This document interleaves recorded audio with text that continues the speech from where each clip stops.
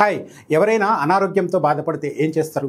వెంటనే ఆసుపత్రికి వెళ్తారు, డాక్టర్ని కలుస్తారు, వైద్యం చేయించుకుంటారు. ఇంతవరకు ఓకే. కానీ కొండ నాలుకకు మందేస్తే ఉన్న నాలుక ఊడినట్లు ఆసుపత్రికి వెళ్ళిన తర్వాత కొత్త జబ్బులు అంటుకుంటే అసలు రోగం కంటే అదే ప్రమాదకారిగా మారి ప్రాణాలు తీస్తే వినడానికే భయంకరంగా ఉంది కదా. ఆసుపత్రులే రోగాల పుట్టగా మారి ప్రాణాలు తోడేస్తున్నాయి. ప్రజల ఆరోగ్యానికి సంబంధించి ప్రస్తుతం మన దేశం ఎదుర్కొంటున్న అతిపెద్ద ఛాలెంజ్ ఇదే అంటే మీరు నమ్ముతారా?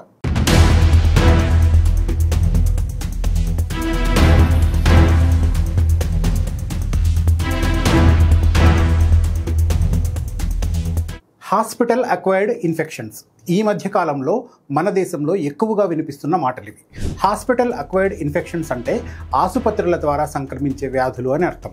ఇంకా సూటిగా చెప్పాలంటే ఆసుపత్రిలో అడుగుపెట్టి తిరిగి ఇంటికి వచ్చేలోపు మనకు తెలియకుండానే మనకు చుట్టుకునే అతి ప్రమాదకరమైన జబ్బులే హాస్పిటల్ అక్వైర్డ్ ఇన్ఫెక్షన్స్.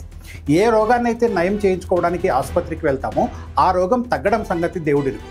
కొత్త రోగాలను అంటగడుతున్నాయి ఆసుపత్రులు. చిన్న చితక ఆసుపత్రుల నుంచి పెద్ద పెద్ద కార్పొరేట్ ఆసుపత్రుల వరకు అన్నీ సైలెంట్ కిల్లర్స్గా మారుతున్నాయి. మీకు ఉదాహరణ చెప్తాను. రీసెంట్గా మహారాష్ట్రలోని పూణేలో 46 ఏళ్ల మహిళ తీవ్రమైన కడుపు నొప్పితో ఓ ప్రైవేట్ ఆసుపత్రిలో చేరింది. డాక్టర్లు అన్ని పరీక్షలు చేసి కడుపులో కణితి ఉందని నిర్ధారించారు. క్యాన్సర్ ట్యూమర్ కాదు, సర్జరీ చేసి తొలగిస్తే సరిపోతుందని ఆ ఫ్యామిలీకి భరోసా ఇచ్చారు. ఆపరేషన్ సక్సెస్ అని, ఎలాంటి కాంప్లికేషన్స్ లేవని డాక్టర్లు చెప్పడంతో ఆమె కుటుంబం ఊపిరి పీల్చుకుంది. కొన్ని రోజులు అబ్జర్వేషన్లో ఉంచి ఇంటికి పంపిస్తామన్నారు డాక్టర్లు. అక్కడే ఆమె ఆరోగ్యం తిరగబెట్టింది. ఆసుపత్రి వాతావరణంలో ఉన్న ఇన్ఫెక్షన్ సోకి ఆమె చనిపోయింది. శరీరంలో ఇప్పటి వరకు కొన్ని రోజులుగా ఉన్న కణితి కాదు, ఆసుపత్రిలో ఉండడం ద్వారా వచ్చిన ఇన్ఫెక్షన్ ఆమె ప్రాణాలు తీసింది. వాస్తవానికి ఆసుపత్రుల యాజమాన్యాలు కానీ వైద్యులు కానీ ఈ తరహా ఇన్ఫెక్షన్స్ గురించి రోగులతోనూ వాళ్ళ కుటుంబ సభ్యులతోనూ డిస్కస్ చేయరు.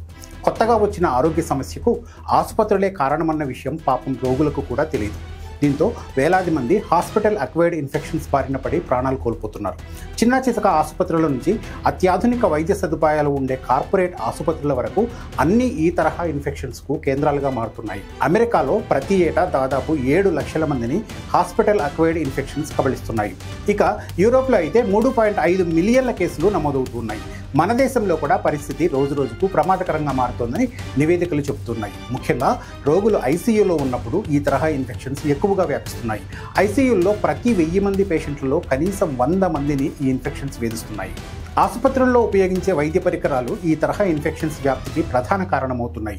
బ్యాక్టీరియాలతో పాటు ప్రమాదకరమైన వైరస్లు, ఫంగైలు ఆసుపత్రుల వాతావరణంలో తిష్టవేసి ఉంటాయి. Ventilator associated pneumonia, catheter associated urinary tract infection, central line associated blood stream infection, ఇలా ఎన్నో రకాలుగా ఆసుపత్రుల ద్వారా కొత్త రోగాలు పేషెంట్ల జీవితాలను నాశనం చేస్తున్నాయి.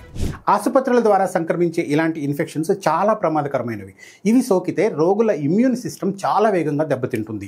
శరీరంలోని అన్ని అవయవాలకు వ్యాపించి సెప్సిస్ అనే తీవ్ర అనారోగ్య పరిస్థితికి దారితీస్తాయి. ఇంటెన్సివ్ కేర్లో అత్యవసరంగా వైద్యం అందించకపోతే ప్రాణాలు కూడా కోల్పోతారు. అయితే చాలా సందర్భాల్లో ఇలాంటి కేసులను ఆసుపత్రులు కప్పిపుచ్చేస్తాయి. ఎందుకంటే వీటికి చేసే ట్రీట్మెంట్ చాలా ఖరీదైనది. ఇలాంటి ఇన్ఫెక్షన్స్పై ఆసుపత్రికి వెళ్లే రోగులకు ఎలాంటి అవగాహన ఉండదు. ఒక రోగానికి చికిత్స చేయించుకునేందుకు ఆసుపత్రిలో చేరితే మరో రోగం బారిన పడడం అంటే అంతకంటే దురదృష్టం మరొకటి ఉండదు. హాస్పిటల్ అక్వైర్డ్ ఇన్ఫెక్షన్స్ విషయంలో అన్నింటికంటే బాధాకరమైన విషయం మరొకటి ఉంది. ఆసుపత్రుల్లో ఇన్ఫెక్షన్ రేట్స్ను కంట్రోల్ చేసే మెకానిజం కానీ మానిటరింగ్ సిస్టమ్ కానీ మన దేశంలో అమలు కావడం లేదు. వీటికి సంబంధించి చట్టాలు లేవు, రెగ్యులేషన్ లేదు, శిక్షలు లేవు.